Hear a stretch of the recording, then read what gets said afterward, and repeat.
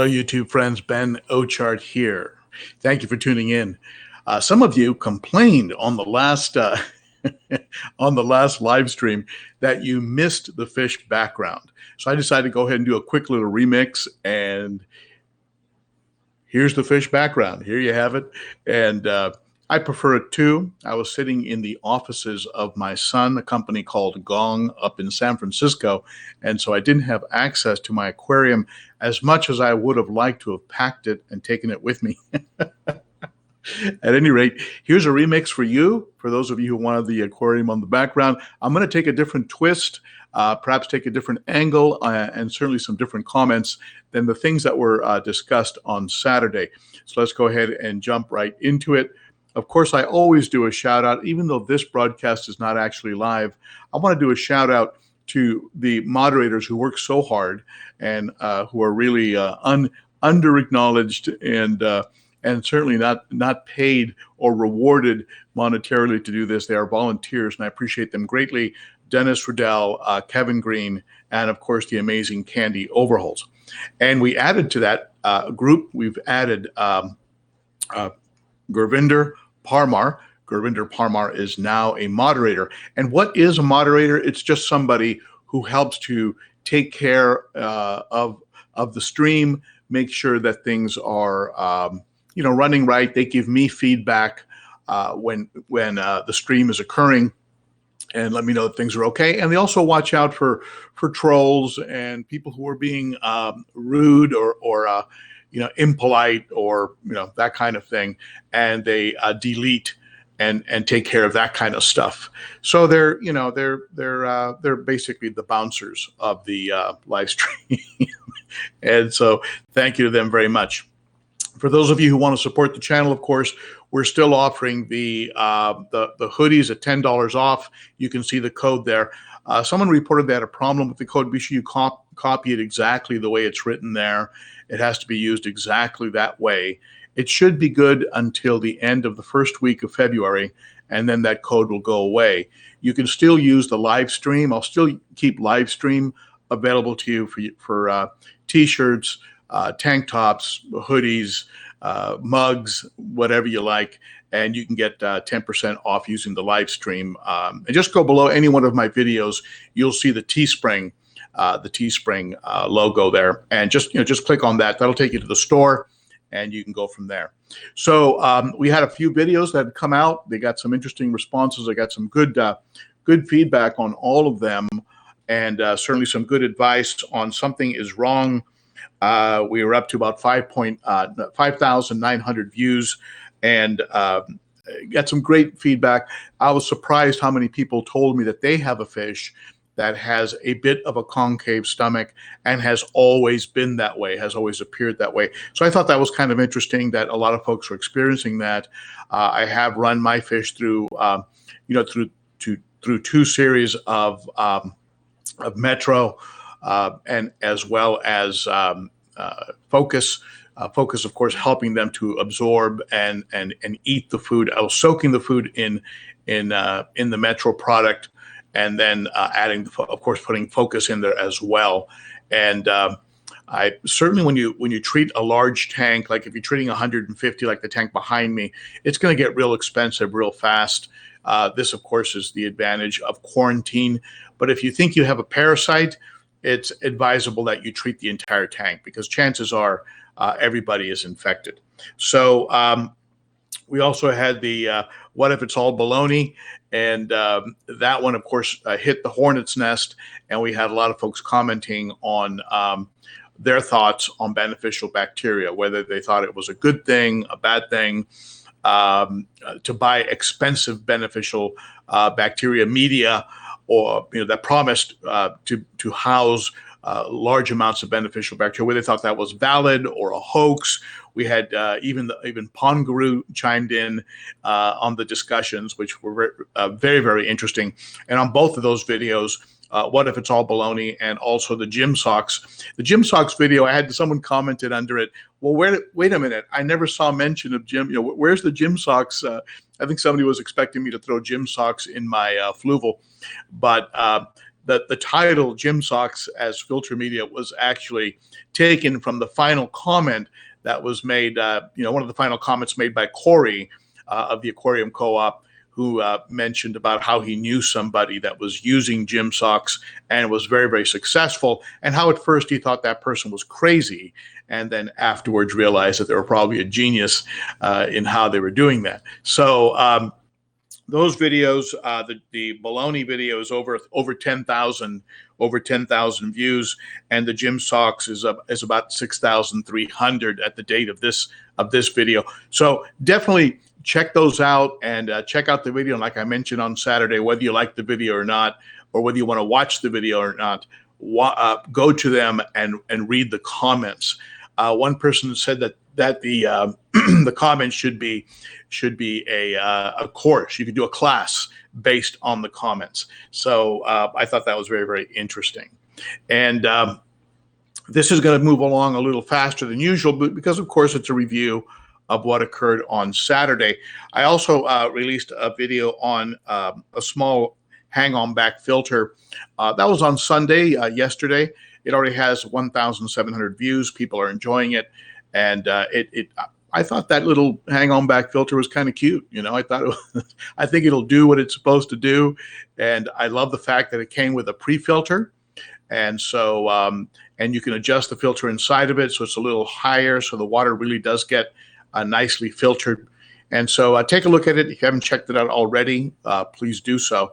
You'll also see there's a tile here, a picture of an aquarium shop. Of course, when I travel, if you know me, when I travel, I always try and find an aquarium store.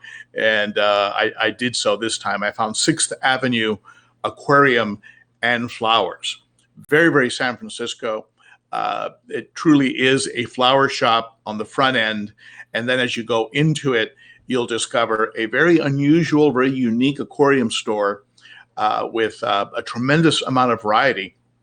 And I spoke to the owner. They've been at it for 35 years, like 35 years that shop's been there. Everybody was very friendly, tremendous amount of supplies, tremendous amount of selection, and a very unique way of displaying the fish. But when I asked them more and more about their filtration, they have some tremendous thousands of gallons that they're circulating through sumps and stuff. And it's a shared filtration system. That didn't excite me too much, but at the same time, by looking at the fish, it looks like they're maintaining the heck out of it. I didn't really see a lot of illness. I did see 1 or 2 fish that looked under stress, one that was dead, but I probably saw 1,000 fish. So, and there were certain parts, like I think the koi and the goldfish, and certainly the saltwater, of course, had their own separate systems. And anyway, check out that video. It'll be coming out probably within the next week. My visit to 6th Avenue Aquarium and Flowers in San Francisco. So another thing that I get comments from time to time about the plants in my tank.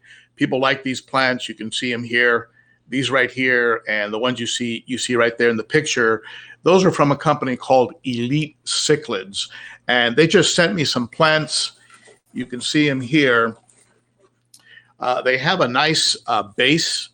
You can see this base here. It's actually like a limestone base, so it's actually good for buffering, for raising pH, adds minerals to the water. This is just one sample of what they sent to me, and I'll show you some more. They sent me a whole box full of stuff. I really like them, and I promote them, and of course they like that I promote them. But take a look at some of these things. I might be giving some of these away. Check this one out. And they'll do that sometimes. They'll do a variety of plants on one, and this base just gets buried under your sand. So, and it gives it a heavy foundation. So you don't get the thing doesn't get blown away or moved around by cichlids, or if you have bigger fish, let's say maybe medium size Oscars, or maybe some South American or Central American cichlids. Not going to just dig it up and move it around. It's got a bit some weight. Got some weight on it, and they're a family of florists that turned into aquarium plant makers. So you can see that it's very pretty. This is a very pretty one. So you have they sent me quite a bit here, and I probably will be giving some of these away, so stay tuned. Here's a real pretty one. Very simple setup. And I'm using just natural light today, so the lighting isn't overpowering. And what that does, of course, it lets you see the fish a little better because the fish tank isn't overwhelmed, you know. I hope you're having a cup of coffee somewhere while watching this in one of these cups. And if not, I'll give you an alternative. I got sent a couple cups from my friend over at the Wonder of Cichlids, Trevor. These are the cups from Trevor O'Shea. Really nice cup, if you can see it. Real nice coffee cup. And I'll probably give away one of these too at the next live stream. Really pretty, really nice cup from the Wonder of Cichlids. I got sent a couple of these, and I love it. Nice heavy cup. And while we're on the subject of coffee, I'll send you one of those. Anyway, here's the last one, the last plant. So you can see a lot of variety here, a lot of different kinds of plants. These are pretty soft and nice. I love watching the fish go in and out of these things, and it breaks the line of sight. If you have fish that are aggressive, it lets them get away, you know, get away and hide, take a break. If they're being harassed, you know, that kind of thing. It gives the fish that are being harassed a little bit of a break. So I'll probably give away some of those plants, and I'll probably give away some of the, I'll give away one of those cups as well. So stay tuned for Saturday. I'll let you know how we can do that. Also coming up, of course, I mentioned I was going to be doing a review. I have this. I picked up this thing called the Salifert kit, and apparently it's a easy, fast way of getting a nitrate reading. I received a video from a saltwater group over the weekend, and they had a great point. Their point on the video was that your tank is never, ever really done cycling. And it's just an interesting viewpoint, because very often we think of cycling a tank and it's over, it's done. It's like, oh, my tank is cycled now. But their point was one that we have to kind of keep it, that we have to keep in mind, not kind of, we just have to keep it in mind that it is a constant process. It's a constant process. You're constantly cycling. And so in other words, ammonia is constantly being produced, and things are being converted into nitrite. Nitrite is constantly being converted into nitrate. And so you have this process is always going on, and whether or not you're ending up with, you know, with zero ammonia and zero nitrite, or you're having, or something, or there's a hiccup in the cycle, in that cycling that's going on. And that's the thing to keep in mind. It's an ongoing, it's not something that ends and you're all in the clear. It's something that is going on all the time. And so I might be gathering more data on this and digging a little more, and maybe putting out a video called your tank will never be fully cycled, or, you know, it something along those lines, some provocative title, because it is a constant work in progress. It is a dynamic, fluid process, and pun intended. So I mentioned also on Saturday that I wanted to do a review of the Cobalt. I'm not going to harass Cobalt anymore. I'm going to wait and get this thing back. And when I get it back, I'm going to, I had to send it to Cobalt because it wouldn't work. They determined it had a bad chip, and they're sending me a new one. I am in the middle of negotiating, having them replace one of the 3 Cobalt neotherm heaters that I have, because it is stuck on 95. I can't do anything. I can't get it out. I can't get it to come off of being over 90 degrees. Fortunately, there's a controller. If you don't know about Aquarium controllers, heater controllers, look into them. What it does is it gives you a second level of protection for a faulty heater. Doesn't matter how good the heater is, they're high quality. Sometimes mechanical products fail. So I'm a big advocate of controllers. So look into controllers. If you want a very heavy duty one, you can pay upwards of $100, like the one I have on this tank here behind me. It cost over $100. And you can also pick them up like an Inkbird for $25 to $40. So there's a wide range of prices, but I do suggest you look into a controller, heat controller, because if you have a heater that goes crazy and starts to heat up, it will shut off. It shuts off the power. And then when the temperature of your tank goes down again, it'll allow the heater to go back on. So if you have a crazy heater, doesn't matter. It'll still work at keeping your tank at the right temperature. So at any rate, I'll work that out with Cobalt, and hopefully we will come to an understanding. Now, don't forget, everybody in Southern California, if you can make it to Nolans on the 15th, on Saturday, I will be doing the live stream from Nolans, and then I will go ahead and then I'll go ahead and have a little bit of a meet and greet. Now, one of the reasons I was excited about the San Francisco broadcast is I was going to try using 2 different cameras. And I thought it'd be good to have different angles of shots during a live stream. And so I packed different cameras. I took different tripods. And then when I was there, my live streaming, when I went to go start the Lightstream live stream, it's provided by a platform called Lightstream. Well, it turns out there was no problem with Lightstream. I had inadvertently or mistakenly did something with what is called the embed setting, and what it did is it didn't allow me to start the stream. So I had to go to the old school where I had to stream directly off of the camera that was attached to my computer. That is why I didn't have these graphics with me on Saturday. So at any rate, the problem was not Lightstream. Lightstream is working very well for me now. And the problem was what is usually the problem, which is the user. It was a user problem. That was me. So, so at any rate, I like the idea of being able to have a second camera, and just to just to be able to go back and forth and play around. So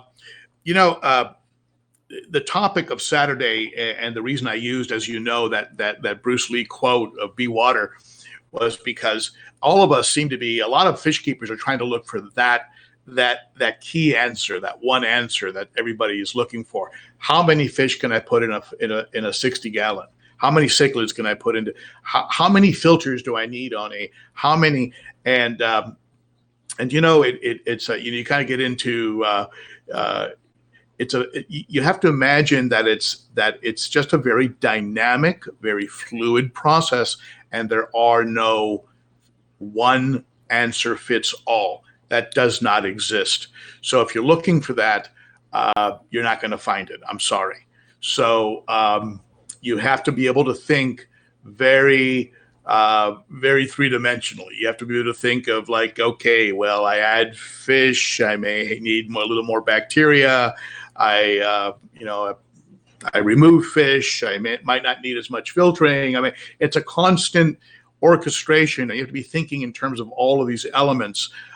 Maybe I need to add more water changes since I've increased the bioload. Maybe because I've sold off half my fish, I can do less maintenance. Or maybe because I'm feeding less, I don't need to do as much water changing. So there's all these factors in play that you have to be thinking with, and there is no one size, no one answer fits all. I wish there was, but there isn't. And so for some reason, being in the birthplace of Bruce Lee, San Francisco, I thought I'd use that quote. So, today's Q&A segment is going to be very, very fast because this is a remix, but I have a couple that you didn't hear before and that I want to share with you. And one of them comes from below the Saturday live stream. And I'll go ahead and just pull it up here and just read it to you right directly. And let's see here.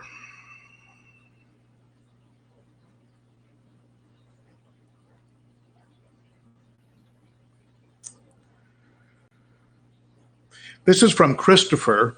Christopher made a comment, and Christopher said, Any tank with a substrate requires no extra biomedia, period. People have been keeping heavily stocked tanks in pristine conditions long before biomedia was even a thing. Two questions I do have. Does tap water truly kill beneficial bacteria when rinsing sponges? I have seen some studies done lately that it does not. A second question would be about surface agitation. This is qualitative evidence, but I've seen more robust fish behavior in well-oxygenated tanks in general. I do not like the look of air stones, so I personally use a combination of hang-on back and canister filters. The canister outlets are always pointed upwards to create significant surface tension, surface tension breakup.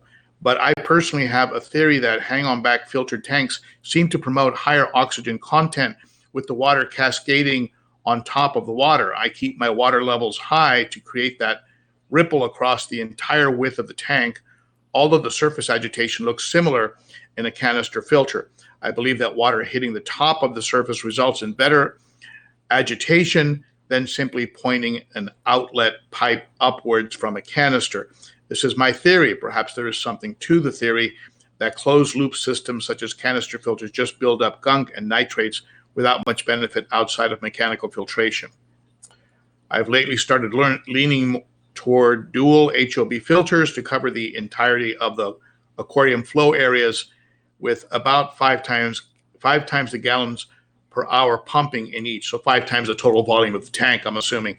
It might be my personal sweet spot. If you're running a rim tank, I'd go with Penguin HOBs for the dual outlets on the larger ones. If you're running a rimless tank, my personal favorite, I'd go with Aqua Clear for aesthetics. So this started a long discussion. You can go to the live stream and go to this question from Christopher, and it started a live discussion below his question regarding this point. I thought it was very interesting. To take up the first one, that'd be very interesting because I run tanks. I run water down into buckets, and then I go ahead and I pull the water out of the buckets. It's getting darker and darker, by the way. The sun is setting. I'm going to add some more light here in a second. But at any rate, I use buckets of water to rinse sponges, and if that's true, I'd like to know that. I also know that our water here in Arcadia has very low chlorine levels. When I've measured it, it's near zero. I think they use chloramine, which can also, of course, kill bacteria. So I'm not sure if I would trust that it's not going to kill the bacteria, but I'd be very interested in that study, Christopher. I'd be interested in seeing that because it's been sort of everybody knows that tap water kills it. So the second point on oxygen, if you've been following my channel for a long time, you know I'm an oxygen fanatic. And I noticed an immediate change when I added more surface tension breakup to the 60-gallon years ago. And that was after I experienced some fish loss due to lack of oxygen when I reduced some of the outputs below the water level. And I noticed immediate improvements in activity. I noticed that their mouths were not constantly working, like they were trying to gasp for air. Their mouths were shut unless they were doing something like eating or in a chase or something. And I noticed that they were not hanging around the top. So again, a lack of oxygen will be a source of stress. That source of stress will impact the fish very negatively. So very good comment there, Christopher. Thank you so much for that. And definitely go to the live stream from last Saturday where I was broadcasting from San Francisco and take a look at the entire conversation. Very, very interesting stuff. And let's see here. Charles Sloop, I've been in the hobby about a year, and your last few videos have, been a big help. I hope you continue down this road with stuff like this. Yeah, I'm very interested in filtration and fish health, and also in debunking any kind of information that may actually be false. So I will be continuing along this same line, absolutely. So under the video on the HOB, we also had some interesting comments, and somebody wanted Weestrum Co. guy Ben, I've noticed your content is captivating regardless of the particular topic. Have you considered going a bit off topic and tell us maybe how you take such, I think it might means good care of yourself. Love to know how you maintain your physique.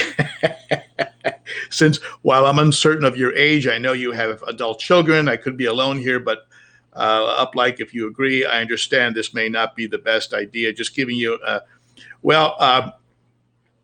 thank you so much. And it's no secret, I'm 65 years old. I feel very, very young. I'm blessed to have a life that is relatively stress-free compared to the life I see a lot of. I think stress, just like fish are predisposed to disease and issues with stress, I think humans are too. And I spent 32 years in a very high-stress job, but I always had a sanctuary where I could go at home that was very stress-free. And I am very blessed in that area. I do not take it for granted one single day. And I have, so I think that has a lot to do with it. I'm not predisposed to the kind of things that some people have going on because I don't have those stress factors, just like your fish. Basically, I'm just a big fish. So there you have it. I hope that answers your question.